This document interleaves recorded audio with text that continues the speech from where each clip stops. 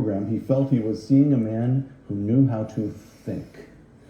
Dr. Thomas Sowell on Uncommon Knowledge now.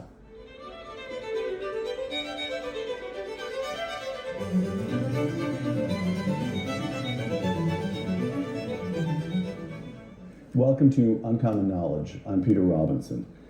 Thomas Sowell has studied and taught economics, intellectual history, and social policy at institutions that include Cornell, Brandeis, UCLA, and Amherst. Now a senior fellow at the Hoover Institution, Dr. Sowell has published more than a dozen books, including the classic A Conflict of Visions. Coming soon, a revised edition of his most recent volume, Discrimination and Disparities. Tom Sowell, welcome. Thank you. You grew up in Harlem, dropped out of high school to join the Marine Corps during the Korean War, received an undergraduate degree from Harvard, a master's from Columbia, and your doctorate from the University of Chicago. All of which pales by comparison with the fact that you once tried out for the Brooklyn Dodgers. But during this period, from Harlem to the University of Chicago, throughout your 20s, you've said, you spent most of the decade of your 20s as a Marxist. Yes. Why? What was the attraction? Well, I guess I first was very puzzled. See, there's one little correction I would make. At age 16, I was a dropout, high school dropout, and I went to work full time as a Western Union messenger. Delivering telegrams. Delivering telegrams. We better say that because there will be a generation that won't know what Western Union was. But go ahead. Yeah, that's true too. Right. And so I worked in the area of Manhattan called the Chelsea District, which is around 23rd Street, 9th Avenue. And at the end of the day, I had several ways of getting back home. The easiest and fastest way was the subway, which was a nickel in those days. When I was feeling flush, I might go for a bus for a dime. And then when I was really getting reckless, I would take the Fifth Avenue bus, which was the elite of the buses, was 15 cents. And so I would walk over to Fifth Avenue, take that bus. And it would take me up through all the glamorous parts of Fifth Avenue, past the Empire State Building, past the great stores and things of that sort. And then on 57th Street, it would turn, this is just the elite part of town. Sure, right there where the park starts. Yes, and then the park starts at 59th. Oh, sorry. 57th, I would turn over, again, the same kind of scene, past Carnegie Hall, right. Columbus Circle, there was no Trump Tower at that time, and on up to about 72nd Street, and go out to 5th out to Riverside Drive, which is another elite area. So for miles after that, you'd have all these wonderful luxury apartment buildings and so on. And finally, around 129th or 30th Street, it would go on a long viaduct. And then it would do a right turn back into the occupied area, and there you'd see the tenements. And I would wonder, why is this? I mean, why this huge disparity? And there was nobody else. There was no other explanation around. There was nothing there other than Marxism.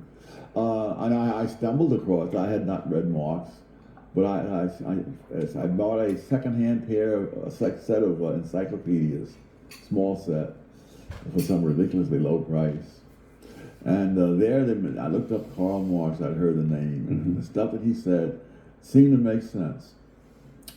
And then later on, I would get more and more into it. The argument was that the rich had gotten rich by taking from the poor. Right. And well, that was one explanation. But what is interesting, there was no other explanation out there really, and that's true largely in our colleges and universities today. Well, so by the time you went to Harvard undergrad, you drop out at the age of 16. And you start reading Marx in your late teens. I started reading Marx, yes, 1949, at age 19. Age 19. And then you were in the Marine Corps for a couple of years. What was it, 2-3 years?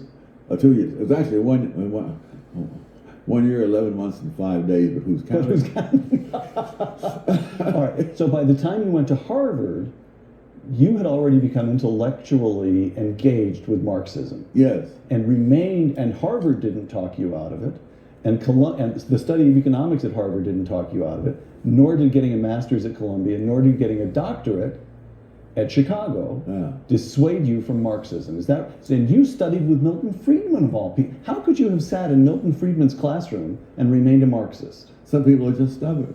What really changed me was not the University of Chicago. It was my first job working in a professional capacity for the government. I was a summer intern. This is after Chicago? Or No, while I was still a graduate student. Got it. And so during the summer vacation, I worked in the U.S. Department of Labor.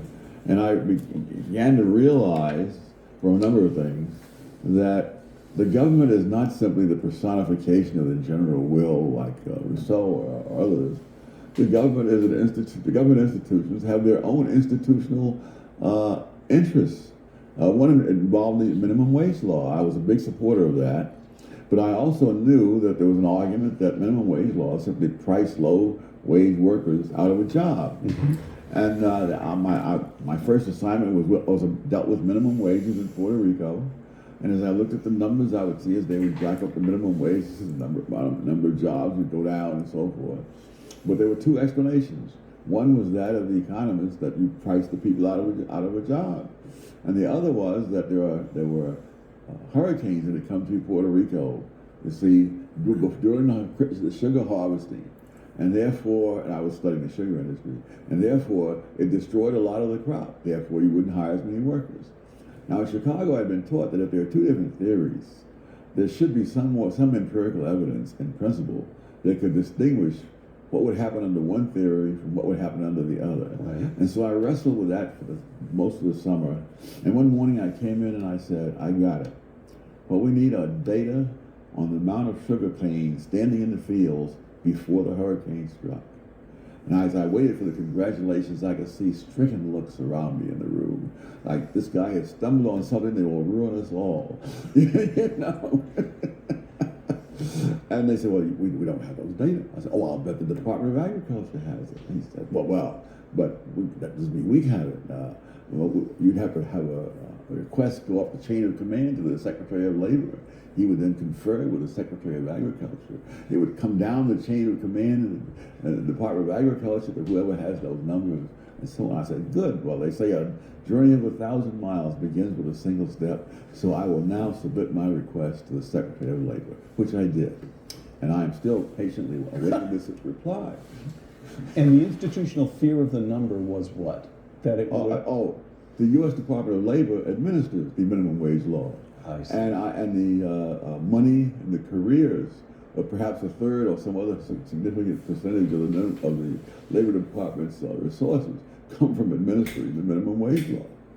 One of the real farces of all this is that the law itself, Section 4D, I still remember, requires the Labor Department to study the employment effects of minimum wages. And those studies are absolutely a farce. In fact, some years after I left, I did an article saying why those studies were a farce.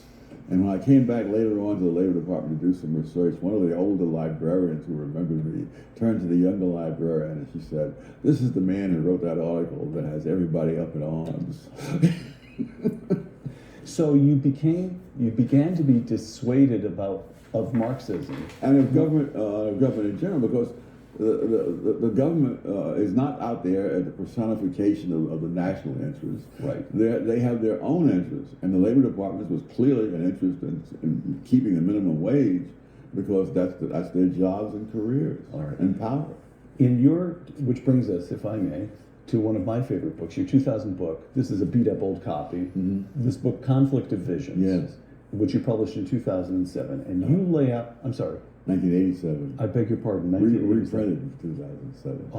Well, beat up as this book is, it turns out this is a reprint. Sorry, 1987, and you lay out two competing ways of looking at economics and policy. Really, two competing ways of looking at life that go back at least 200 years: the constrained vision and the unconstrained vision. The constrained vision, I'm quoting from A Conflict of Visions, sees the evils of the world as deriving from the limited and unhappy choices available, given the inherent moral and intellectual limitations of human beings, close quote. So the constrained vision understands itself as constrained by the limitations of reality itself. Yes. Is that correct? Yes. Okay. In other words, they cannot proceed as so many do, that good things happen automatically, but bad things are somebody's fault. Got it.